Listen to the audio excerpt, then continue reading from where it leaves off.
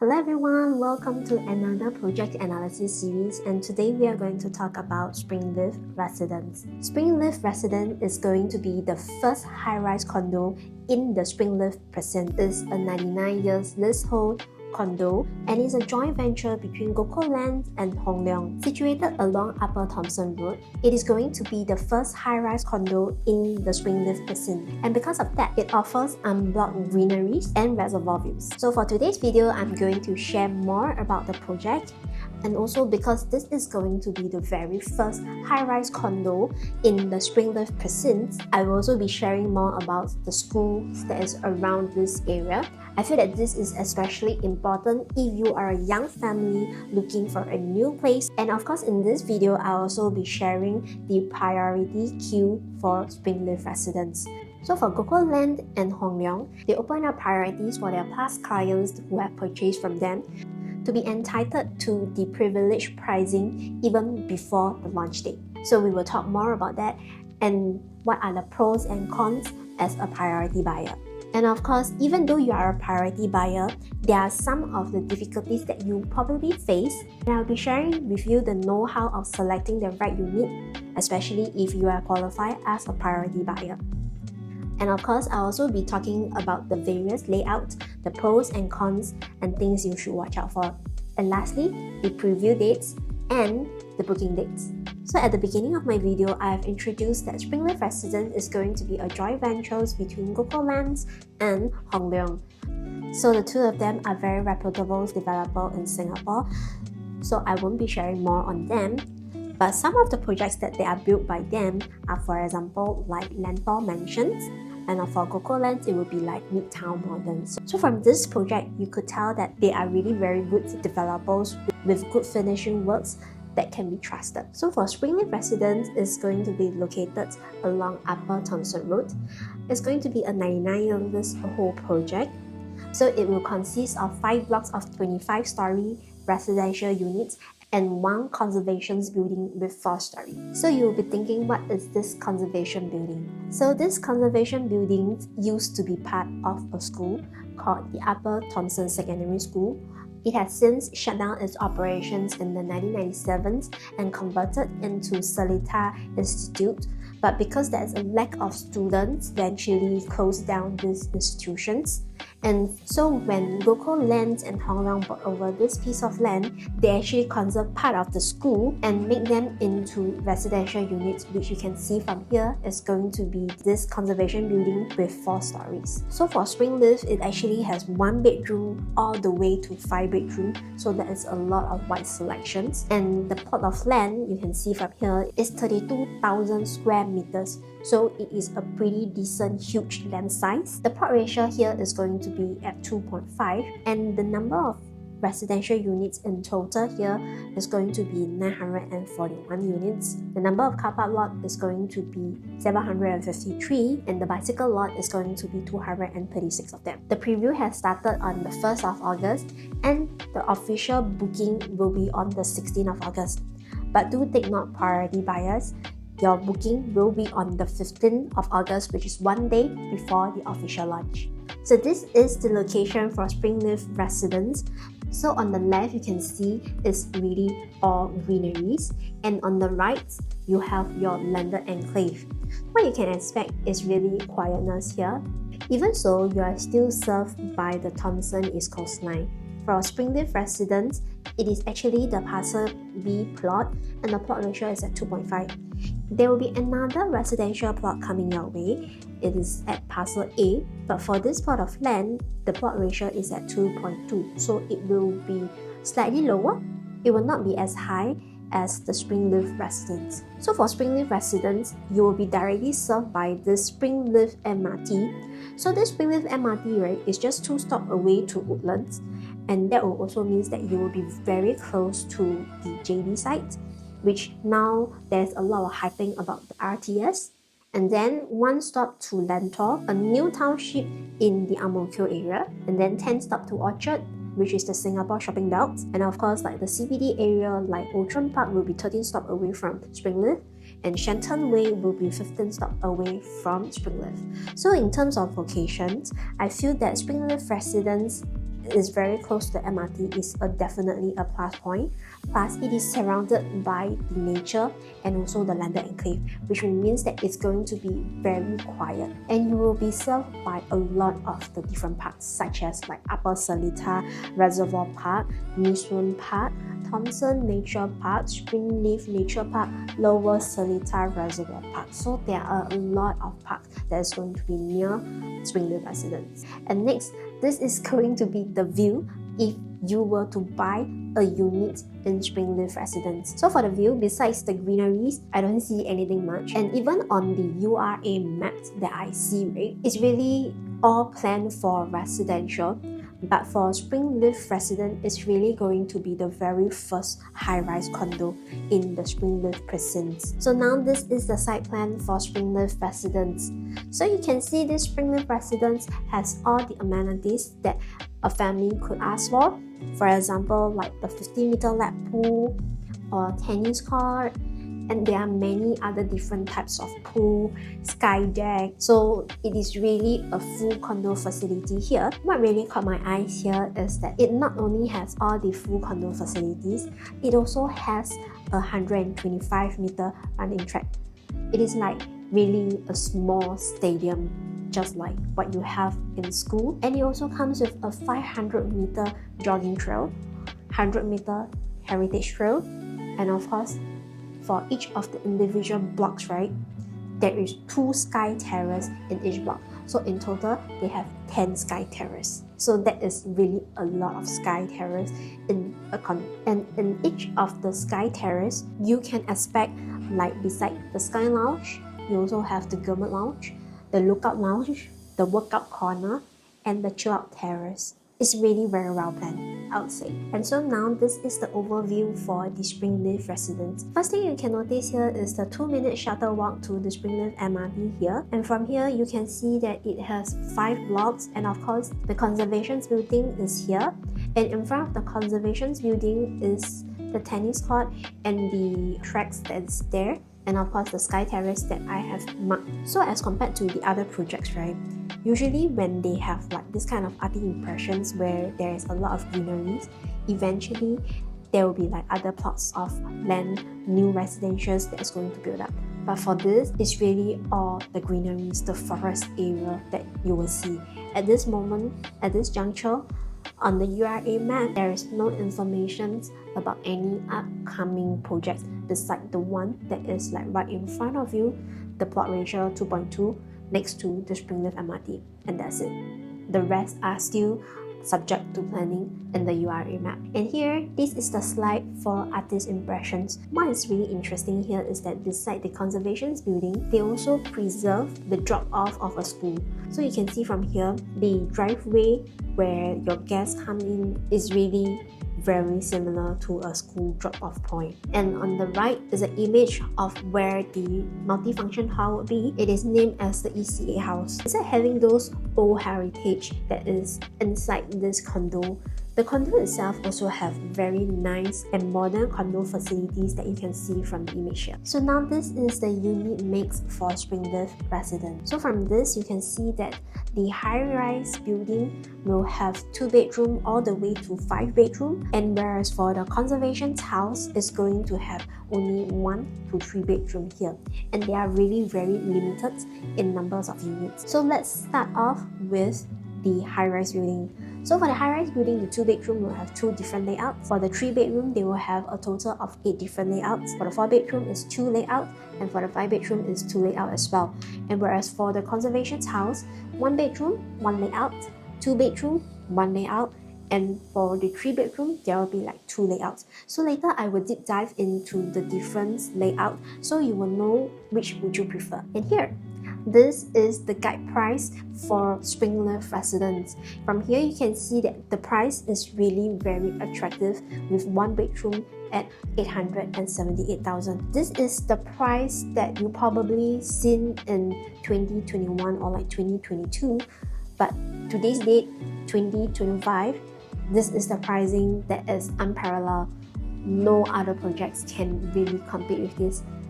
And like I mentioned, the preview starts on the 1st of August and the launch is on the 16th of August. But for priority buyers, is on the 15th of August. In today's market, why there is still such an attractive price, you might ask? There's only one reason for such attractive prices, and I'm going to talk about it now. Springleaf Residence, given that it is such an attractive prices, mainly because it is a very new township. When I was doing my research and I was looking for the school, there are no primary school near Springleaf Residence, not even 2 kilometers mark. So based on my search using the URA map, right, there is also no mentions of any upcoming schools that is set in place. So I just zoom around the area. The primary school that you're probably going to enroll your kids in will probably be at Ang Mo Kio or Yishun. And in Ang Mo Kio, there are quite a number of good schools. So your best bet for your children in Ang Mo Kio is probably Mayflower Primary, and for Yishun is probably going to be in Pei Ying Primary. In terms of school, Springleaf Residence is really not very ideal for a lot of young families. So I will feel that if, let's say, you are keen in this project, you really need to take into consideration that having to enroll your kids in good school couldn't be your top priority here. And Springleaf, I think, is probably suitable for those retirees that is staying in the landed area that they no longer want to climb up and down, and also suitable for families with teenage kids. So for this priority, GuocoLand and Hong Leong has opened up to clients who have purchased from them in the past, and also for people who are currently staying in the projects that they used to build. So in these portions, I will explain the priority and also the pros and cons of the priority and how you can overcome the con as a priority buyer.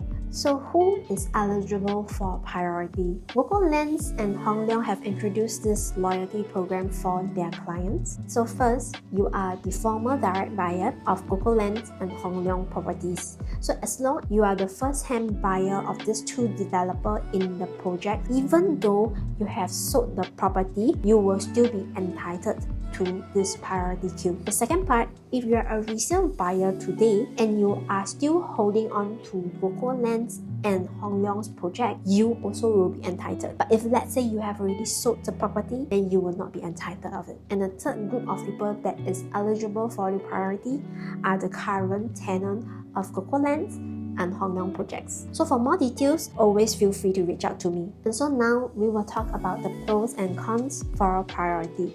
So for the pros, definitely it is a higher chance to get a brand new unit of your preference in a less competitive settings. Unlike the other projects that you have seen, it's really open up to the mass market where anyone who is interested in the projects just place a check and you will be given a ballot queue and leave it up to fate on the ballot queue. Whereas for this side here, as a priority buyer, you do not need to compete with the mass market. It's only among the priority, so you will get a very high chance of getting the unit that you prefer. And of course, usually developers will give very attractive prices to their VVIPs. And because of that, you will get an immediate paper gain the next day. So it is really a very good and attractive opportunity if, let's say, you qualify as a priority buyer. However, all being said, right, being a priority buyer not necessarily means that you will have all the advantages without any disadvantages. So for the disadvantages that I'm going to talk about is that since now you have lesser competition, there are too many units for you to choose from, that you do not know what is the right one for you. And because you are in the VVIP queue, you are probably the first 100 buyer for this project.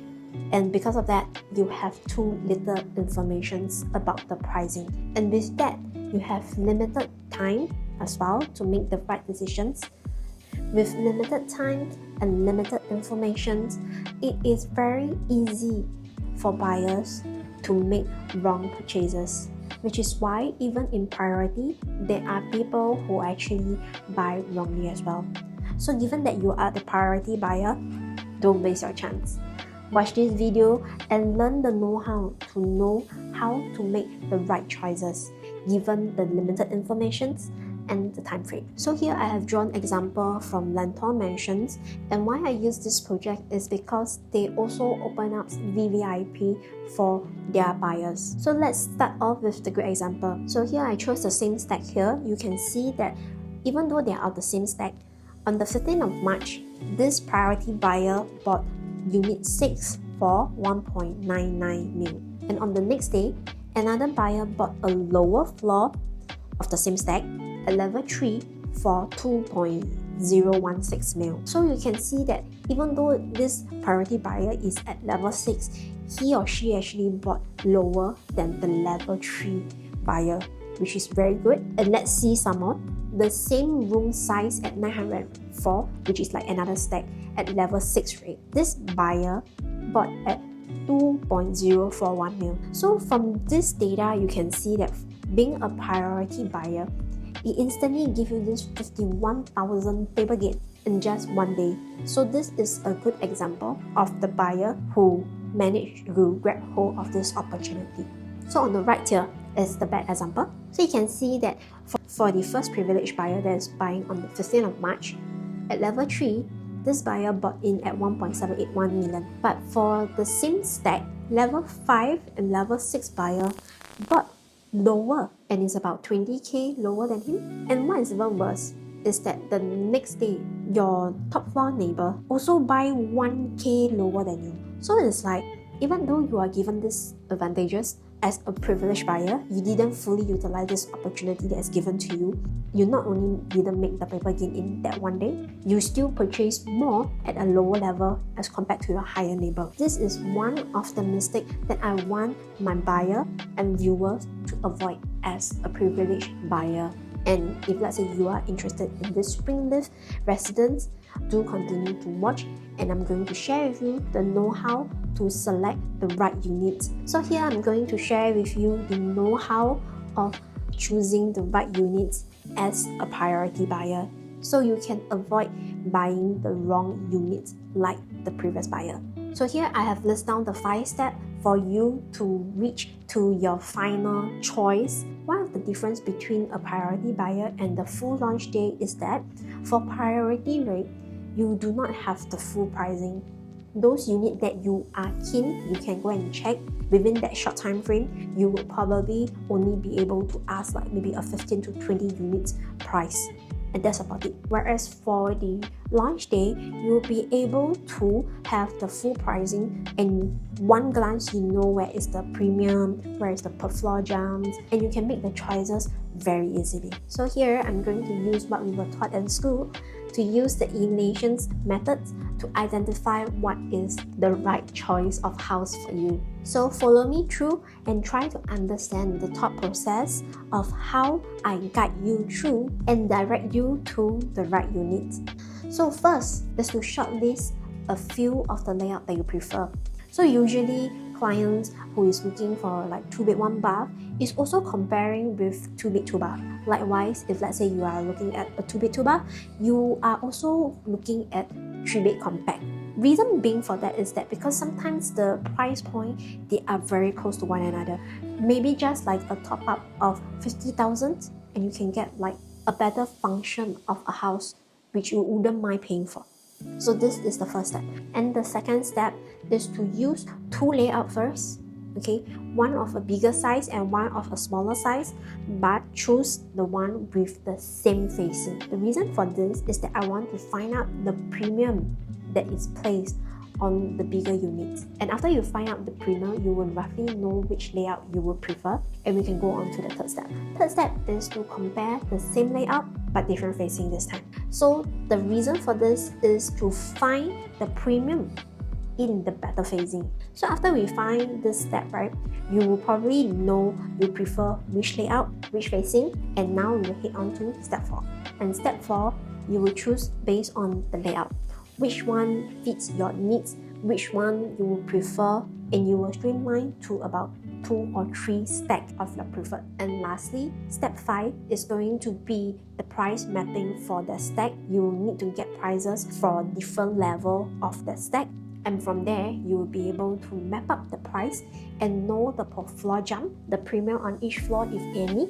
And from there, you will be able to make the right decision. So now let me guide you through.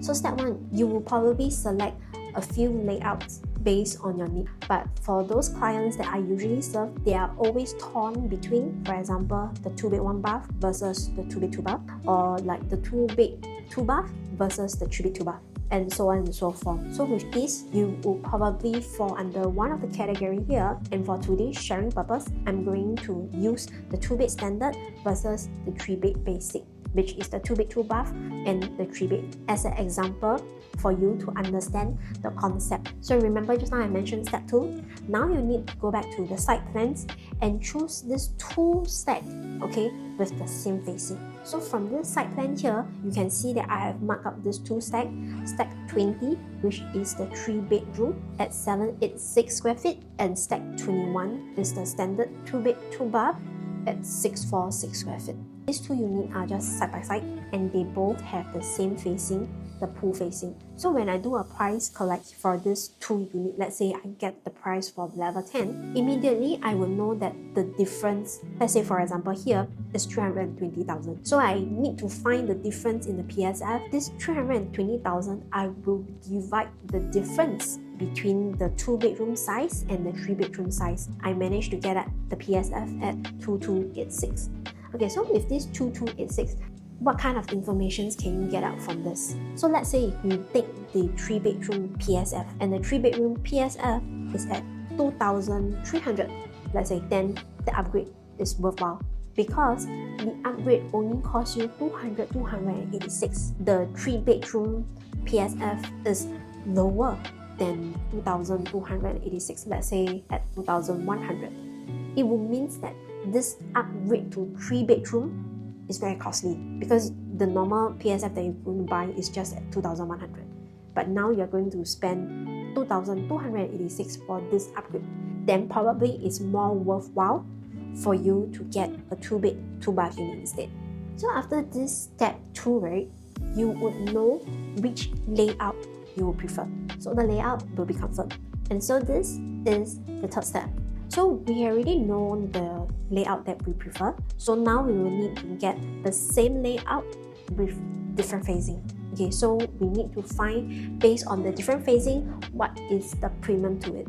But prior to this, we will have a figure in mind based on the past research that has been done, how much you are willing to pay for the premium. So I will share with you more later on in my video as we go through. So for this example, I get all the 3-bedroom basics layout of a different phasing, such as the pool facing, stack 20, expressway facing, stack 18, Springleaf Forest facing, stack 28, and the conservation house facing, stack 5. So after that, I will calculate the premium that is placed on it. And based on this, I will know how much premium is actually placed in each of the different facing. And from there, my clients will be able to come to a conclusion whether he or she will be willing to pay for the premium for what kind of facing. And at this point of time, you will have confirmed on the facing. And then step 4, it will be comparing of the layout. In this aspect here, the buyer should be more or less be clear on the different layout, the pros and the cons. And now that we have the percentage of the premium found in the facing, the different layout, by this step, right, buyers should be able to finalize on the preferred stack. So for this, on the layout, I will discuss more later in the video. So by now, the buyer would have finalized on the stack that he or she preferred. So now the last step. Okay, now you already know you prefer which layout, which facing, and you manage to finalize on the final step. Step 5, with the stack that we have in mind, for example here, we chose the expressway facing, 3 basic, so it's only streamlined to stack 18 and stack 10. So what I'm going to do is that I will do the price collections, the different sections. With the stack in mind, I will already sections the block into different groups. So for example here, for stack 10, I will collect the units price for 25, 22, 18, 15, 13, 11, 8, 5, and 1. So for this, I will be able to map up each floor prices and being able to identify the premium. So for this, I will be able to find out two things: is the normal unit per floor jump and also the sudden premium that is placed on which floor. So this is where I will help my clients to choose the units that will give him or her the best saving. So this is how it works. And likewise, for the stack 18, I will get the level for like 25, 22, 19, 17, 15, 12, 8, and 3, and map up the price to identify the per floor jump and identify where the premium is placed on. And with that, we will already know what is available to us, what is the best price, and you will be able to make the right decisions for yourself. So after going through this 5 step, you will know how I actually streamline the project to guide my clients to select the unit that is first their preferred layout, their preferred facing, that falls within their comfortable budgets, and lastly, the units. So it is a very tedious process for you to get as much information as you can to come up with the right decision. So do try to understand the concept behind this so that on the VVIP booking day, you will not be caught off guard. So now we will go straight to the layout. I will talk first on the layout for the tower residence, then followed by the conservation building. So let's start off with 2-bedroom. So here I placed the 2-bedroom layout, the B1 and the B2, which is the typical 2-bedroom layout. So for B1, you can see is a 2-bed 1-bath, and on the right is B2, is a 2-bed 2-bath. The difference here I already highlighted in yellow is that B2 has this additional bath and also a longer walkway. So that's the difference. And also I managed to find out that B2, the width of the balcony is at 3.1 meter as compared to B1, which is 2.8 meters. So I have listed down the unique point for each of the layout. One glance you can see, besides having a wider balcony, you will be able to have enclosable kitchens, and you will probably have a more quiet facing as compared to B1, which is most likely to face the expressway. You will have bigger entrance and the additional bath. Using 646, you minus away 527, gives you 119.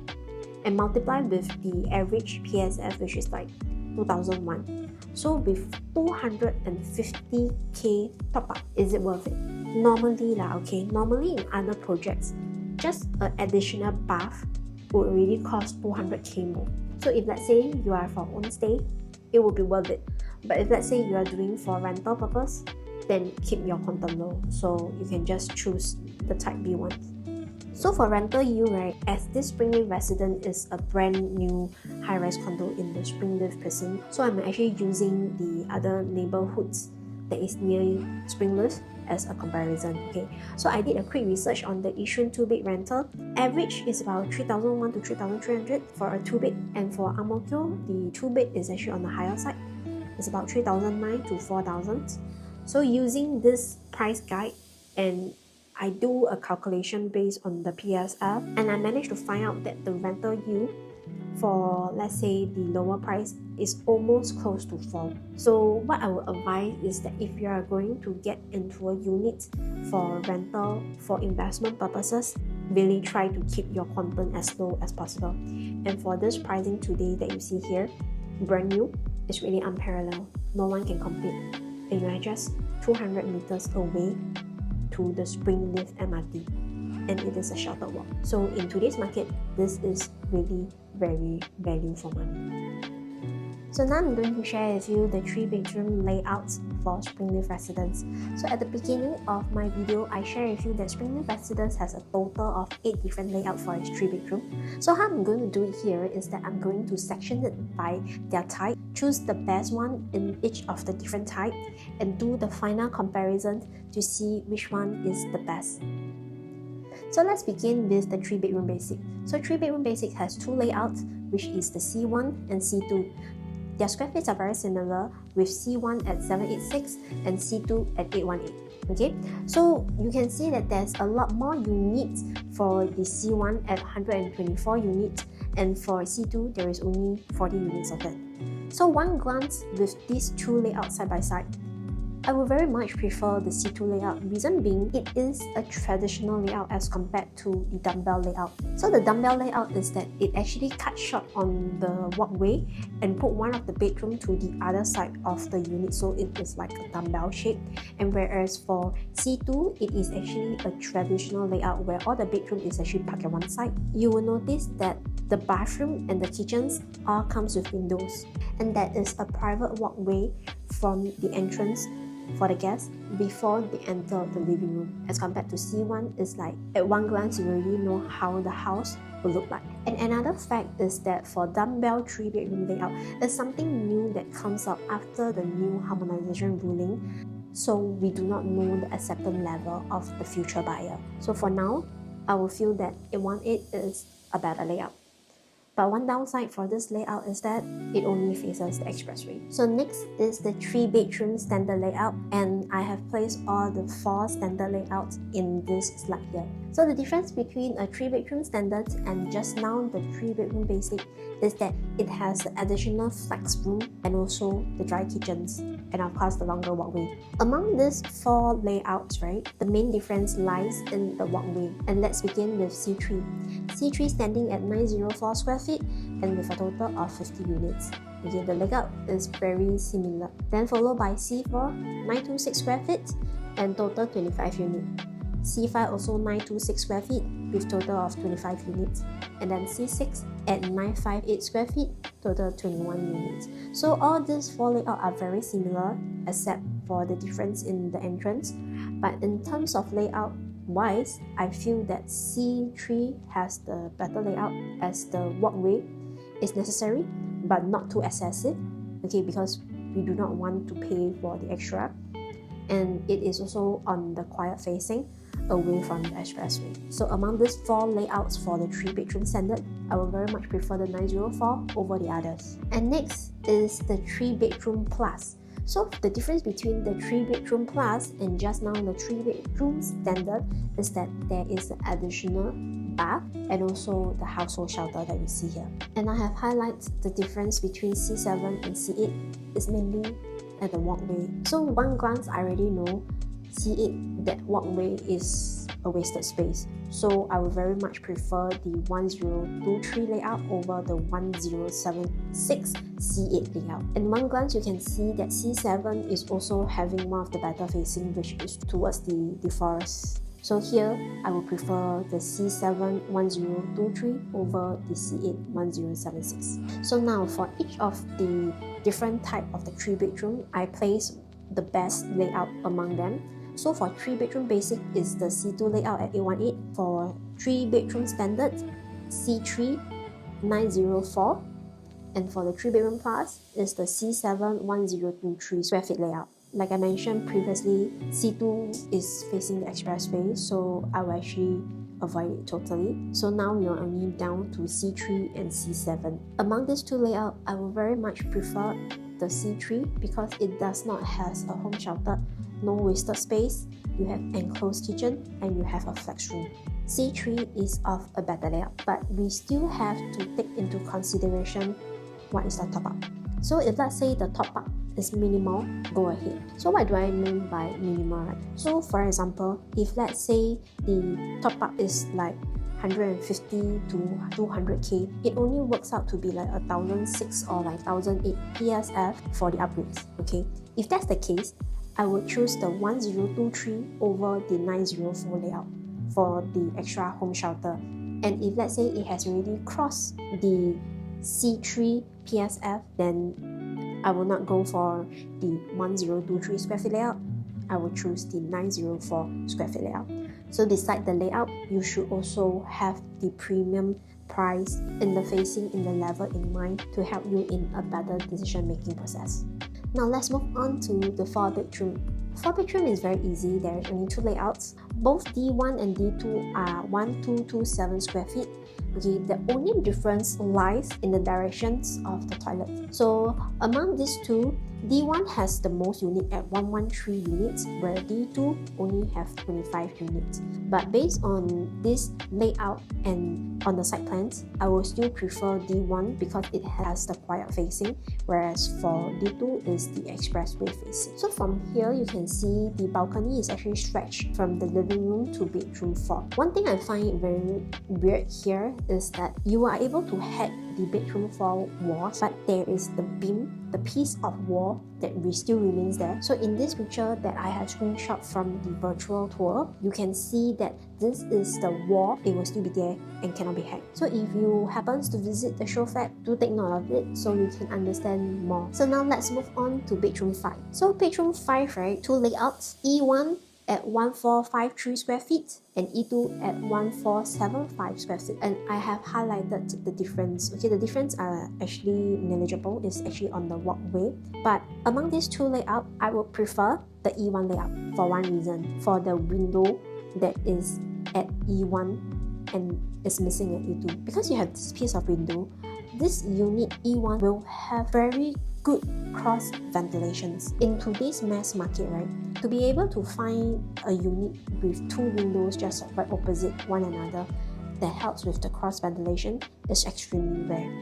So with this layout, I feel that GuocoLand and Hong Leong has improved from their Lentor Mansion's time, because when I do a comparison between the Lentor Mansion's layout here, you can see that the layout are actually very similar. But for Lentor Mansions, because there isn't any window stairs available at that long walkway, the area that's stretched, it will be very dark. Whereas for the Springleaf, because there is a window there and it's just right opposite the balcony, it is going to be very bright even for the walkway side, and the cross ventilation is really very good. Okay, so now let's move on to the conservations building side. Let's begin with the one bedroom. Okay, so now the one bedroom, very typical layout, open kitchens, Jack and Jill master bath. Yeah, that's about it. And do take note that only 8 units of this, so if you manage to get it, call it your luck, man.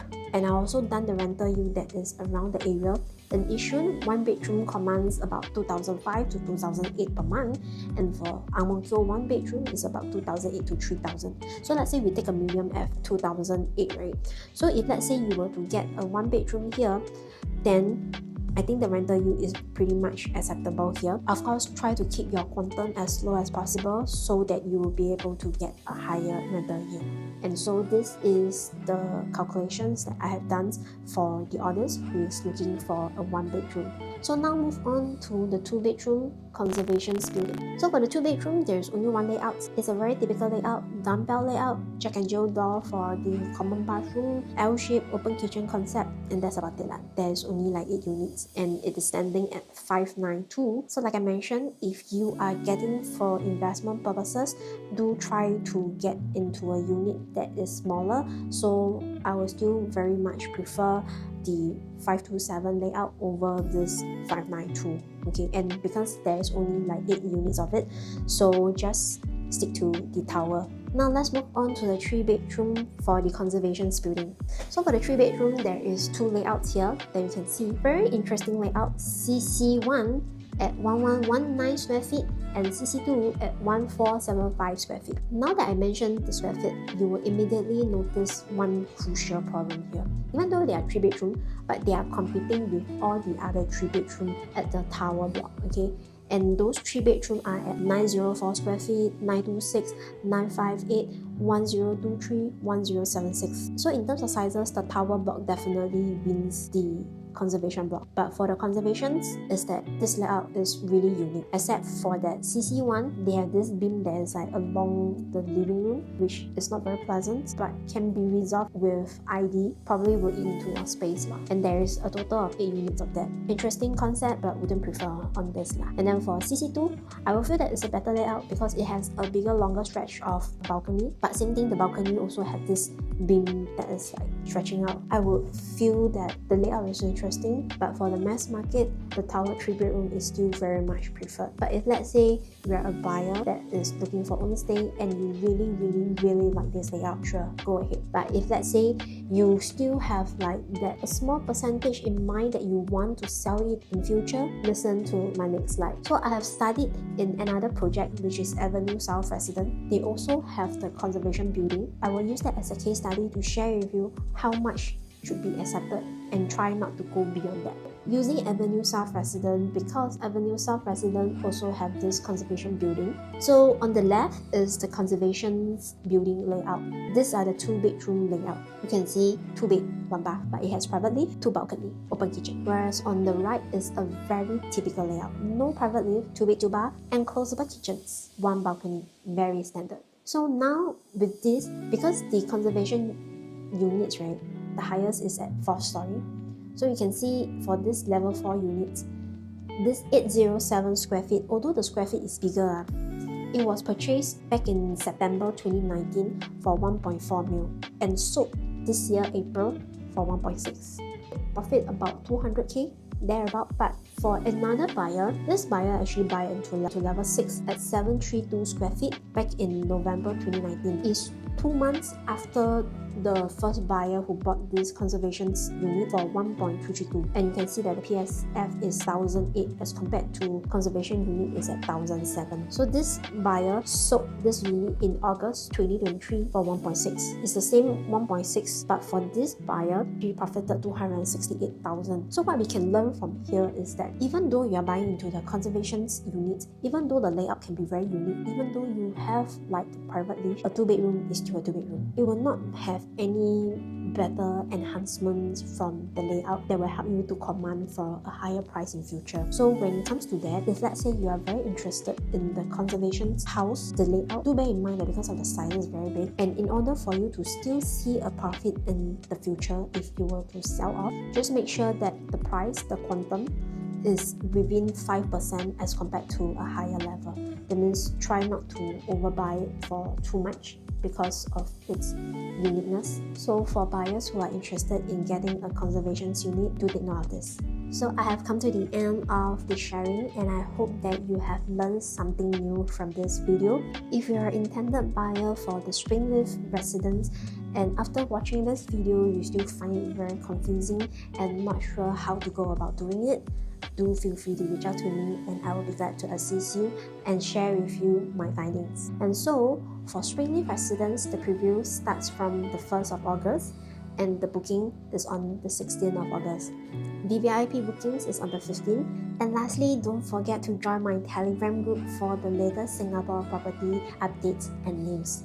It is also where I share exclusive insight and behind the scenes thought that I don't usually share on YouTube. From time to time, I will also notify my subscriber of some bounce out unit and those rare opportunities that are not immediately available in the mass market. If you found this video helpful, do give it a like, share, and subscribe to my channel. And so that is all I have for today, and I will see you in my next. Bye bye!